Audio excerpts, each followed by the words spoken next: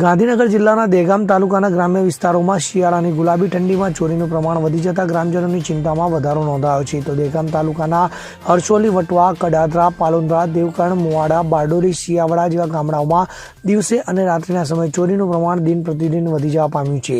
હરસોલીમાં ભર બપોરે એક ડોક્ટરના દવાખાનેથી 5,000 રૂપિયા ચોરો ચોરી ગયા અને રાત્રિના સમયે 2 ભેંસો પણ ચોર લોકો ચોરી ગયા હતા. તેમજ કડાદરામાં બપોરે 4 વાગે ચોરોએ આતંક મચાવ્યો હતો, જ્યારે વટવામાં રાત્રે ચોરોનો આતંક વધી જતા સમગ્ર ગ્રામજનોએ દોડધામ મચાવી મૂકી હતી. અને પાલોન્દ્રા ગામમાં 3 મહિલાઓ રાત્રે ગામમાં ચોરી કરવા આવતા એક મહિલા ઝડપાઈ જવા પામી હતી અને 2 મહિલાઓ નાસી જવા પામી હતી.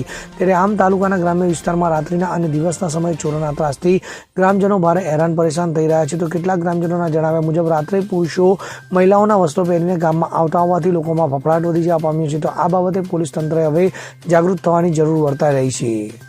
અગરસિંહ ચૌહાણ સાથે CN24 ન્યૂઝ, હરસોલી, દહેગામ.